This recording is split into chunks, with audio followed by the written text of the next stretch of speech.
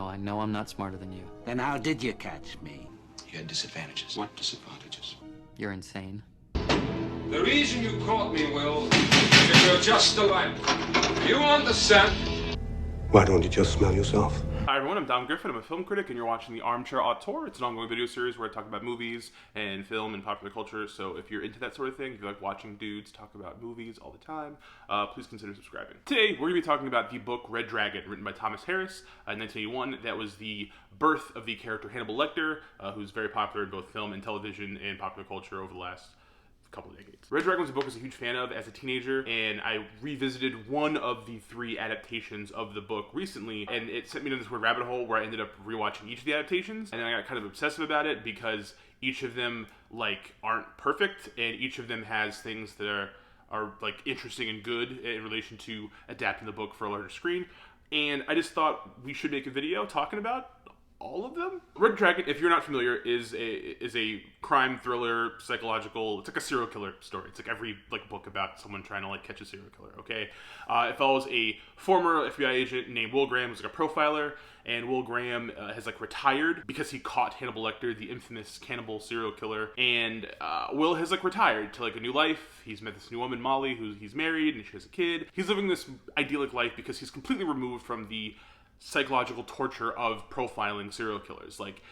Having to go into other people's minds and figure out what makes them tick affects himself. It makes him depressed and fucked up. It makes him feel like he's closer to those killers than he is to the people in his life. So he's given it up. He's traumatized from having been nearly killed by Hannibal Lecter when he caught him, and that's his life now. But his former superior, Jack Crawford, brings him back into the game to try to catch this new serial killer they call the Tooth Fairy, this guy, Francis Dollarhide, who kills entire families, breaks into their homes, murders them all, and then, looks at himself in, shards of mirrored glass in their eyes. He's fucked up. It's fucked up. And the reason, but the primary reason they bring Will back in is so that he can consort with Hannibal Lecter, who's in prison, and pick his brain to figure out who the killer is, because, Hannibal Lecter, also a genius. That's, the basic thrust of the plot. Half of the plot is about Will struggling to catch the killer, and the other half is actually about the killer from his perspective, and it kind of makes him sort of a sympathetic figure. It's not dissimilar to Silence of the Lambs, the later Thomas Harris book that would go on to be a humongous movie and a humongous pop cultural titan. But in some ways, I think it's better. It was adapted 3 separate times. In 1986 by Michael Mann as the movie Manhunter, in 2002 by Brett Ratner as the movie Red Dragon, and then again, just a few years ago on the show Hannibal, developed by Bryan Fuller. We're basically just going to do comparing and contrasting, what works about each adaptation, what doesn't, and try to figure out which one came the closest to getting things right. It's going to be a bit of a long video, so I added a table of contents in the description so you can skip ahead if you don't care about 1 or 2 or 3 of these. So the first one we're going to talk about is Manhunter. And if you've never seen Manhunter, but you are familiar with the story of Red Dragon, the best way I can describe it is that it is exactly what you picture when you imagine Michael Mann adapting a book that has Hannibal Lecter in it. Producer Dino De Laurentiis wanted to change the name from Red Dragon to Manhunter so it wouldn't be confused with Michael Cimino's Year of the Dragon, and also so it wouldn't sound like a kung fu movie, because Red Dragon does kind of sound like a kung fu movie. But the movie itself is very much about vibes. Michael Mann is a director who is really big on capturing moods and intense noirish lighting and neon, and as a result, his adaptation of the book right off the bat is just, it's all about fucking mood, okay? His version stars William Peterson of CSI fame in the future as Will Graham, and then Dennis Farina plays Jack Crawford, the superior who brings it back into the game. Brian Cox, future Succession star, plays Hannibal Lecter in a relatively small part, and Tom Noonan, who's a very singular, odd actor who you may know from his work with Charlie Kaufman, plays Francis Dollarhide. This is one of his most interesting roles. It would not be hyperbole to say that it is one of the best serial killer movies ever made.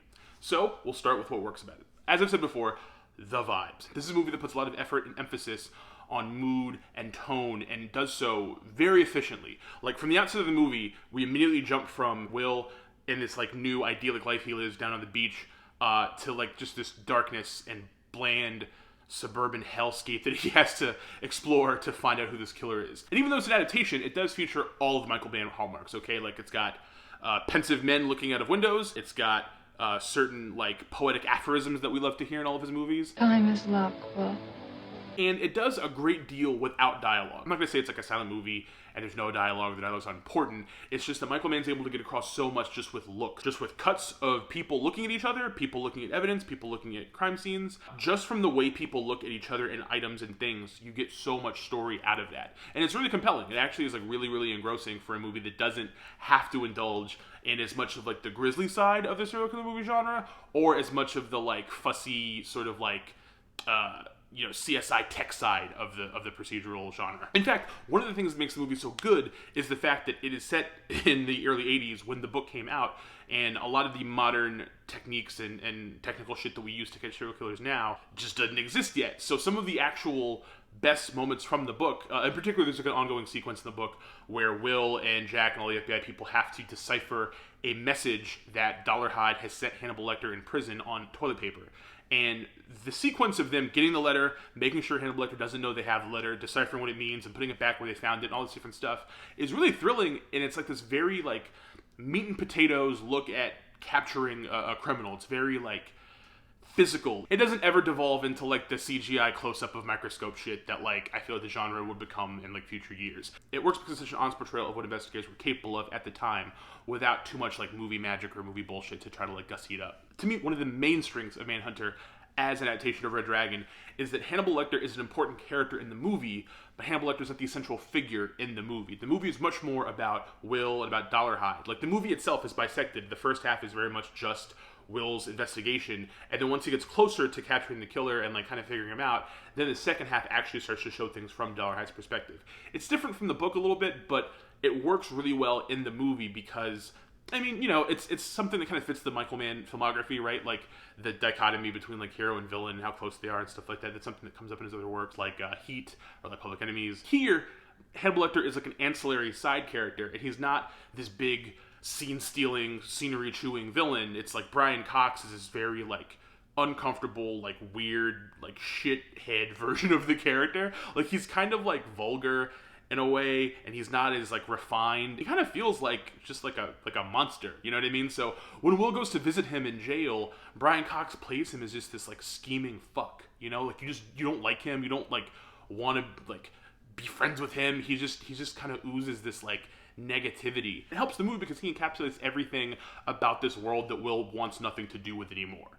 So it works. He's not like the star of the show, and it's why this version of Hannibal Lecter did not become like a big pop cultural phenomenon. It's like this version is just a function in the story, and Brian Cox is like fantastic in the movie and gets like no credit for it. That said, no adaptation is perfect, and we have to talk about what kind of doesn't work about Manhunter as an adaptation. That is one of the things that I think people criticize Manhunter for is the fact that it doesn't really fit in a lot of the stuff from the book. It's a very efficient, distilled version of the story. It captures the essence of the book for sure, but when you watch the movie, it does cut out lots of the Dollarhide stuff. It puts a lot of that stuff out so that the movie can focus on Will's perspective. Some people don't like that. I think some people think it condenses the movie too much. It makes it too much like just, any other sort of like 1980s crime thriller. As a result, you lose a lot of things about Dollarhide's motivations, about the things that make him a little bit more sympathetic, and that kind of makes him a better mirror of Will in some ways. But for the movie, some of that stuff is missing. They managed to capture a lot of the essence of Dollarhide's half of the story just in the scenes between Tom Noonan's Dollarhide and Reba, played by Joan Allen, like this blind woman he works with, and like specifically, obviously, the scene of them and the tiger that you've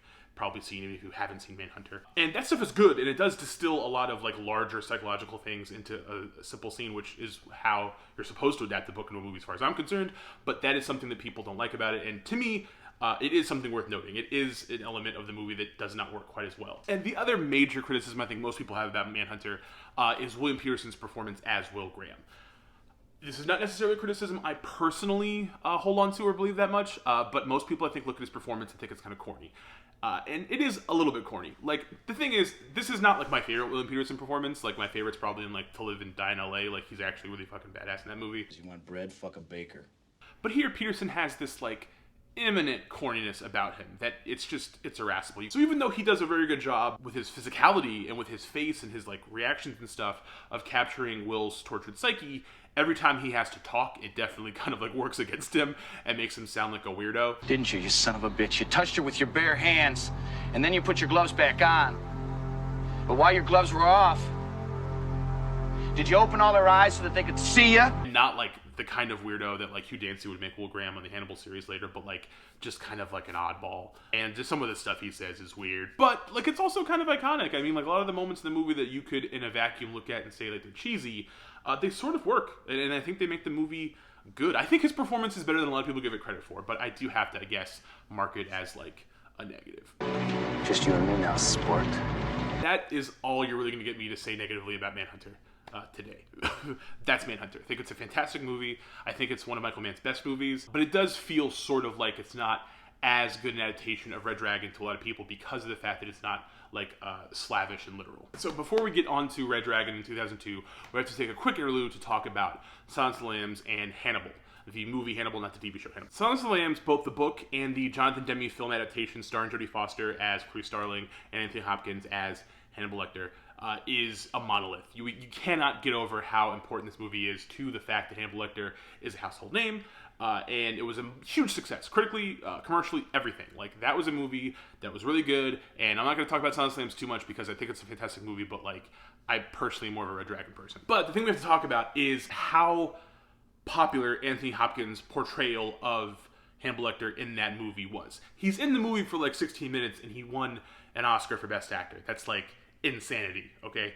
It was so successful, in fact, that people could not wait to get a sequel to Silence of the Lambs. And it was going to reunite the entire gang, like the director, the writer, Ted Talley, the cast, everybody was going to come back for this cool sequel that Thomas Harris was going to write. But then he actually wrote it, and it was a book called Hannibal, and it sucks, and like it's awful. And it was so bad that director Jonathan Demme, screenwriter Ted Talley, and actress Jodie Foster all turned down stupid amounts of money to not be involved because they thought it was garbage and didn't want to make that kind of movie at all. The movie came out and ended up being directed by Ridley Scott. You may know him as Tony Scott's lesser brother. And it starred Julianne Moore in the Clarice role, who is really bad in it. And of course, Anthony Hopkins came back because he wanted the payday and he wanted to like shoot some more scenery and like goof around. And as a result, the movie is just like a shady, pulpy, weird mess. Nevertheless, it is important to understand why Hannibal failed and how its failure sort of carries like a specter over like the franchise, so to speak, for the rest of the time, the rest of the things we're going to talk about in this video. And that's because movie studios thought people just wanted more Hannibal, and like that's all that they wanted. Like Hannibal. They wanted Anthony Hopkins eating people's brains and like, talking about Chianti and all that type of shit. And like that's not really what people I think were drawn to. And what's interesting is people sort of thought this was like a left turn for Thomas Harris. This was like a drastic departure from the kind of writing he already did. But the truth is he was always kind of like a pulpy mess of a writer. And this book is just him driving his characters and himself off of a cliff of indulgence. However, studios that own this IP wanted to milk Hannibal, the character, for all it was worth. So future versions of Red Dragon, unlike Michael Mann's version, are much more Hannibal-centric, for better and for worse. So now we can talk about 2002's Red Dragon. So when I was a teenager, when I was like 15, 16, I guess, my mom bought me a printed screenplay of Red Dragon. Like they used to like sell, you could buy screenplays like printed in like book form. And I loved Ted Talley's adaptation. I'd read the book already, I'd seen Manhunter, and I thought the script was really, really cool. Like I was super into it. Obviously I was like 16 or whatever, so like I just liked reading things formatted in Courier font. Like I think I liked all screenplays that I read at the time. But when I read it, and I had already read in Entertainment Weekly who they cast in the movie, the fact they got like Ed Norton to play Will Graham, and Harvey Keitel to play Jack Crawford, and like Ray Fiennes to be Dollarhide. Like they had all these like really big names in the movie, and like I'd seen a couple like screenshots or whatever from like the like production stills from the set. I thought this was going to be an amazing movie. When I read the script, I like 16-year-old me like directed a version of the movie in my head. You know what I mean? And like I love that movie. I thought it was like so cool. Obviously, this is me as a 16-year-old.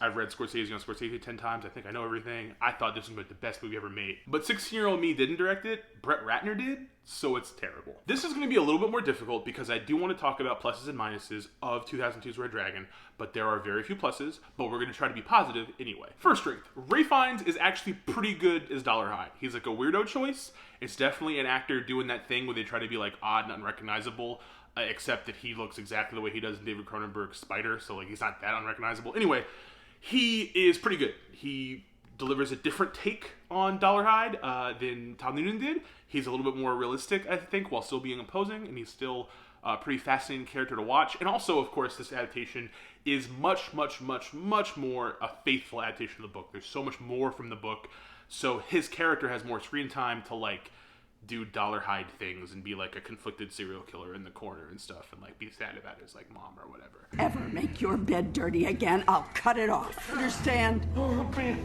Good boy. It's a pretty good performance. It's not great, but it's like pretty good. It's like interesting. It's like, you know, better than you'd think you'd find in a Brett Ratner movie. Another positive thing is that Dante Spinotti, the cinematographer for Manhunter, is also the cinematographer here. He lends 2 movies that are based on the same book, and that's kind of cool. It's kind of cool because you can see that he has 2 very different approaches to the way things look depending on what directors he's working with. Someone like Michael Mann or someone like Brett Ratner. And okay, that's it. We're cutting off. I don't have anything else positive to say about Red Dragon. We're just going to go into all the things that don't work about 2002's Red Dragon. First off, Ed Norton sucks as Will Graham. Ed Norton is a fantastic actor, and he's like a pretty interesting guy. I think he's pretty talented, but like everything people complain about William Peterson's Will, he's like lifeless and dull or whatever, or lame, like that's Ed Norton in this movie. Ed Norton in this movie is so boring and weird and like regular. He's such a normal fucking guy that when he's like at the crime scene looking at like an entire family of dead bodies, he doesn't even seem like affected by it. And I don't mean like he's numb to it. I just mean like Ed Norton's just playing him as like a dude. Maybe some of the fact that his performance is so bad is based on the fact that him and Brett Ratner did not get along like at all. I think famously Brett Ratner was told that he gives too much direction, and Ed Norton told him he was only allowed like a noun and an adverb to tell him what to do in a scene. Like, he couldn't give him more than 2 words, and he had to shut up. And obviously Ed Norton is, I think, probably more talented and smarter than Brett Ratner, but that doesn't mean that he didn't need someone telling him what to do in this movie, because left to his own devices, you can see the results. One of the biggest problems with the movie is that the movie is supposed to be about how Will is fucked up, that he has to leave this idyllic new life of his in order to go catch a serial killer. He's conflicted because he knows he needs to do the right thing. He doesn't want families to get killed, but he knows what it's going to do to him and how it's going to distance him from the people he's grown to love. But Ed Norton doesn't like telegraph any of that. He like kind of says it in some of the scenes, but he's not acting it. He's not putting it into the movie. Sometimes he even seems to be like giggling at like what's going on. He seems too fucking well adjusted is my point. He seems like too much of a regular guy who is not really bothered by all this, except that in some scenes he says he's really bothered by all this. Double sucks that Mary Louise Parker is playing Molly Graham, his wife in this movie, because she's a very good actress. She has way more scenes in this movie because it's a more faithful adaptation of the book, but she's not doing anything in those scenes. Like, Kim Grease didn't do anything in Manhunter, but like also Michael Mann cut most of her scenes out, so like, it wasn't necessary. Here, like, Mary Louise Parker's there, and they keep cutting to her for no reason. You could honestly say the same thing about every actor in the movie. It's a bunch of really talented people, a bunch of big names that you'd like to see in a movie like this, but none of them really have anything to do, and none of them really give a lot. I just made a video recently about how much I love Philip Seymour Hoffman and how perfect he is in everything. Philip Seymour Hoffman is boring in this movie. He plays Freddie Lowndes, like the shitty reporter that like everybody hates and who gets like killed, and he is boring. He brings like almost nothing to the table. That's how bad this movie is. He is less interesting in the role than Stephen Lang was in Manhunter. And Stephen Lang was doing some weird, cool stuff, but like, that's not a good thing. Another thing, this movie, despite being a more faithful adaptation of the book and keeping a lot of things from the book, isn't very thrilling or exciting or engaging. And the main reason is because it is so focused on capturing the essence of the book that it doesn't capture the essence of the book. It just captures a bunch of scenes from the book in the right order, I guess. Prose and film are like 2 different mediums. Like, you can't just do them the same. You know what I mean? So what might work in a book where you're reading the character's inner thoughts and different things doesn't work on screen when someone's just kind of walking from scene to scene. There's no real sense of urgency. There's no real sense of danger. It's just like, here are scenes of Will, here are scenes of Dollar Hide, here are scenes of Will, here are scenes of Dollar Hide. And then in between all of this, the thing that they don't get right, despite being more faithful, is that there seems to be so much more Hannibal than necessary. Because, as I said before, this is an adaptation that exists solely to focus on Anthony Hopkins. The movie has an entire extra prologue of how Hannibal was caught by Will, and it's really not good or necessary. It's awkward. It doesn't demonstrably add to their relationship. In Manhunter, Will and Hannibal have the relationship of like a guy who caught another guy and a guy who tried to kill another guy. Like, that's their whole thing. It's like fucked up. Here, even though we actually see Will catch him and we actually see Hannibal try to kill him, it doesn't make their scenes together any more interesting or thrilling. Like, they're just there. And it's because they're expecting Anthony Hopkins showing up to like just make it work. Like, oh, Anthony Hopkins is Hannibal. We love that. Have him do some, weird faces and stuff. It's going to be so spooky. And this is the thing that people do not understand. Hannibal as a character is not that interesting on his own. His relationships with other people are interesting. His relationship with Clarice in Silence of the Lambs is interesting. That's what makes that movie work so well. The fact that Jonathan Demme filmed those scenes with them together the way he did creates a lot of drama and tension, and is really the best part of the whole movie in Silence of the Lambs. Look, there's a lot of Silence of the Lambs video essays about how great that movie is and how strong its cinematography and editing are. I'm not going to get into too much of that. But I will say, the number one reason Red Dragon sucks is that Brett Ratner is awkwardly trying to ape that movie without understanding why those shots were chosen. So if you watch Red Dragon, there are a lot of scenes that randomly use like the perspective shots that Demme likes to use and like the similar cutting pattern, but they're lifeless and pointless, and they don't actually visually correspond to any of the things happening in the scene. So you're just watching this guy, like this like lowbrow garbage filmmaker, awkwardly try to ape like this very talented filmmaker for like he doesn't know why he's doing it. He's just like, oh, this worked in Silence of the Lambs, so I'm just going to do it here for no reason. He just doesn't understand it, and it makes the movie so inert. All told, in trying to make a more faithful adaptation, one that centers Hannibal Lecter as a character and one that might appeal to people who like Silence of the Lambs, the movie becomes like a really bad cover version of Silence of the Lambs, and kind of misses the boat on what works a lot in Red Dragon as a book, and is the worst of the three adaptations. Like, that's a spoiler right there. Like, this one is just, like, trash. And what makes me so mad about it is that I have this weird connection to it from my youth that every time I revisit it, I think it's going to be good, because I don't remember how bad it is, because I remember, like, this made-up version in my head that was never really made.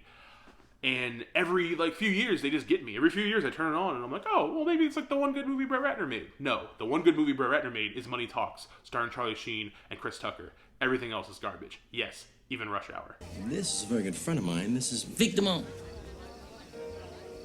Junior. Oh, yeah.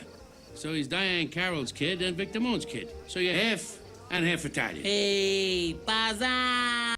Now, I will not go into depth about Hannibal as a show. Suffice to say, I think it's fantastic that Bryan Fuller managed to trick NBC into allowing him to make a prequel to Red Dragon and pitching it as a CBS-style procedural about Will Graham and Hannibal Lecter solving serial killer crimes together, only for it to like turn into this weird, super gay, gothic horror, art porn thing that is miles away from anything anyone else has done with these characters, and it's on a network that never does stuff like this, and somehow lasted 3 full seasons. These people burn so much of NBC's money for next to no reason, and I love it. You have to stand. You called us murder husbands. You did run off to Europe together.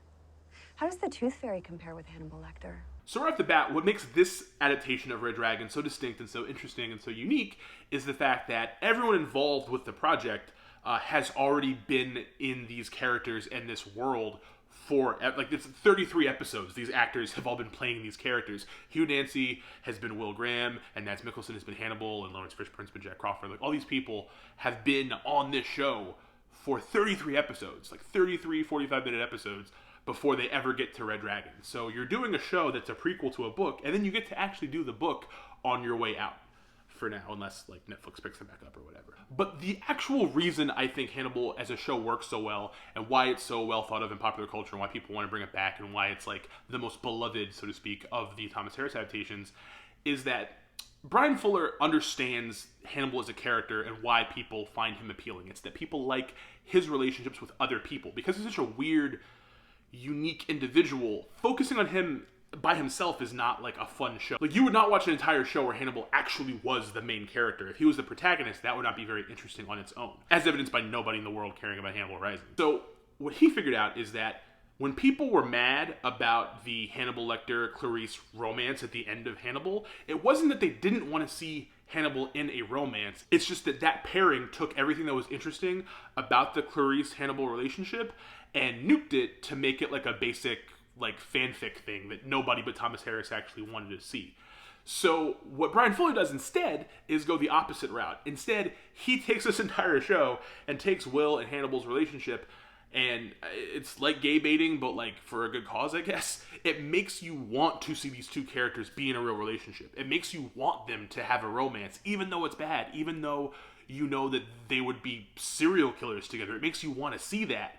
And then it denies you that. So then it adds this whole extra layer to Red Dragon when you get to the book, because their dynamic is completely different than how it is in Manhunter and how it is in Red Dragon, and even how it is in the book. Like, it's this brand new dynamic they've created that nonetheless is powerful and believable. So, the good stuff. We have to acknowledge that everyone involved with the show has had so much more time with these characters, the writers, the directors, the cast, everybody, that by the time they get to Red Dragon, they're already in this really strong groove. So they're able to attack the material very confidently. They have 6 45-minute episodes to do this, okay? Like Manhunter, like just under 2 hours. Red Dragon, I think just over 2 hours. This version of Red Dragon, literally twice as long. So in some sense, it is able to be more faithful to the book because they have time to break down like every beat of the book, but it is not faithful in the sense that they've already cannibalized things from all of the books out of sequence for the prior 2.5 seasons, so they have to change a lot of different little moments in the story to make it work.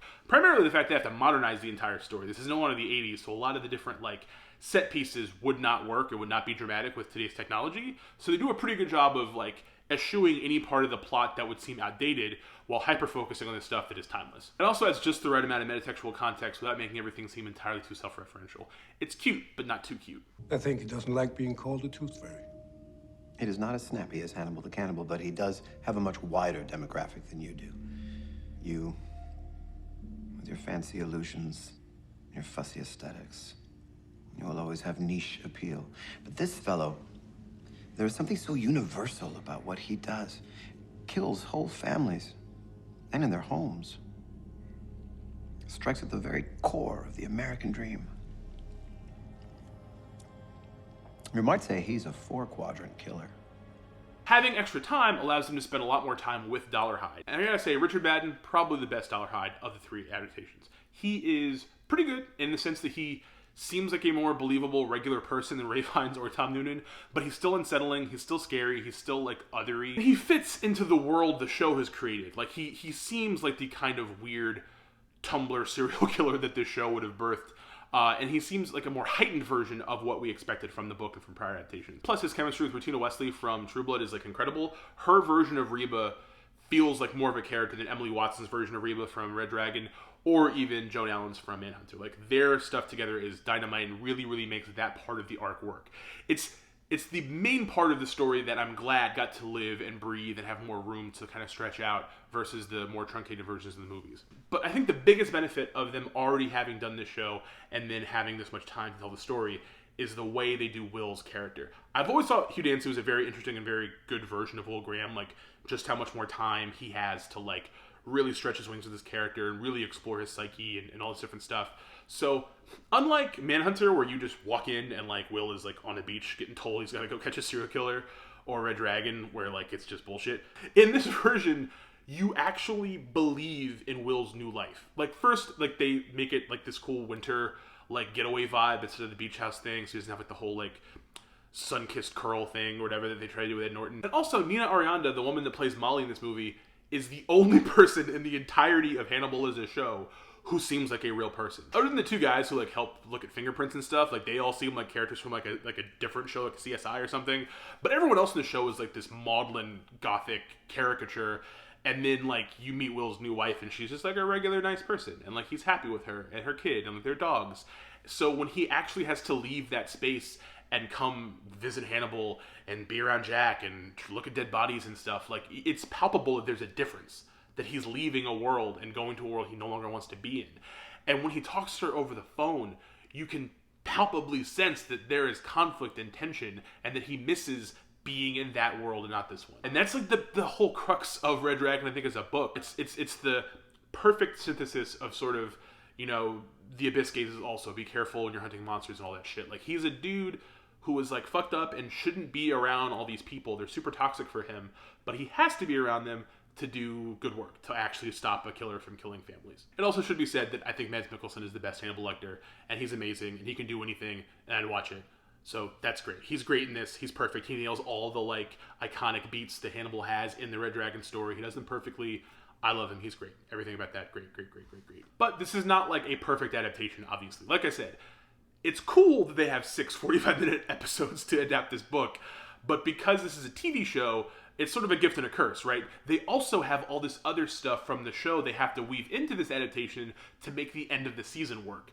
So almost everything they add to the story that is not centrally from Red Dragon, but is stuff that they have to do because of the way the show has been run, is just unnecessary. Like, it makes sense that, like, the Daphne du Maurier stuff, like, with Gillian Anderson has to be, like, spread out, and, like, having Zachary Quinto show up. Like, those scenes are all fine or whatever. But they all feel like shit that, like, has already been done on the show, so I'm kind of over it by that point. I've always felt the first half of the third season is kind of indulgent and a little bit too weird. It's like Bryan Fuller trying to get canceled. So watching this, I forgot how much extra stuff there was. And, like, major props to Vincenzo Natali and Michael Reimer and Guillermo Navarro and Neil Marshall and the directors who have, like, built upon the work that David Slade did early in the series to develop the show's visual identity. But, like, the show's visual language is almost just too indulgent for me by the point that we get to Red Dragon. I think the show looks great and it's sumptuous and it's interesting and, like, I like it. But for this story, there's a point where I just get burnt out on the just how over and extra the show is. Just the look and the pace are almost too languid, like too arty. Brian Reitzel's music is fantastic for the show, but there's just a limit to how much a man can take of, like, dramatic cord plucking and extreme CGI close-ups of water droplets. Like, there's just a limit. And finally, the main thing I really don't like about this, and it's sort of like what I think bothered me about the show, realizing how Sherlock Moffat style it is all the mind palace shit. All the stuff where scenes have to take place inside Hannibal's head. Like, we're visiting Hannibal and he's in his, like, jail cell, but his jail cell looks like his office. And then when they're talking, he's wearing a suit and they're in Will's head. They're looking at the crime scene, and, like, that stuff just does not work for me, like, at all anymore. Like, in moments it's cool, and I get that it fits in with the aesthetic of the show, but it feels too much like TV spoon-feeding your drama. Like, I think about Manhunter, where, like, there's literally just shots of William Peterson looking at stuff, and it feels compelling, and I feel, like, drawn into the screen looking at it. And there's these, like, visually sumptuous, over-the-top moments in the show where it's like, not really happening. It's, like, in their heads, and it's, like, I just do not like that approach. It feels way too much like Sherlock the Show, where it's, like, do you not have enough faith in the drama you have created that you can't do it without all of this extra effects work and all this extra theoretical stuff to make it seem real? Like, you can't just have this scene play out where they're a person talking and a person in a cell. It has to be, like, the cell looks like his fake office.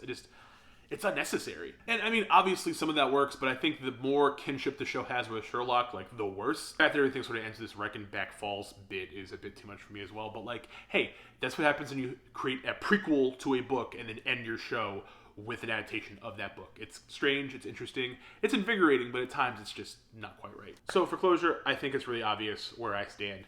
I think Manhunter is the best adaptation of Red Dragon. I think it's one of the best movies ever made. I think it's one of my favorite movies ever made. And even though it is not the most faithful adaptation of the book or the most literal, and even though it doesn't take the material to these dizzying new heights the way Hannibal the Show does, I think it's a damn good movie. It's well acted, it's well written, it's well shot, and it captures the essence of the story without doing it a great disservice. It chops some stuff out, it leaves some things out, but it's never like a dishonest translation to me. It's not the repetitive and flat thriller that Red Dragon, the 2002 movie, is, and it's also not like the massive indulgence that the TV show becomes by its end. It's just perfect, and I love it. And if you take nothing else away from this video, I truly hope that you seek it out. It's real good. So that's it. That's me on all of the adaptations of Red Dragon. And this was a long one. Thank you guys for sticking through and watching it. See Manhunter. It's really good. Michael Mann is so good. If you like this video, please give it a thumbs up. Please consider subscribing. If you have already subscribed, please hit the bell icon to get notifications when I put out new videos. If you disagree with me or have any hot fanable takes, please put them in the comments. I'd love to argue with people about fake serial killers. And yeah, thank you guys for watching. Hope you guys are doing great. Bye.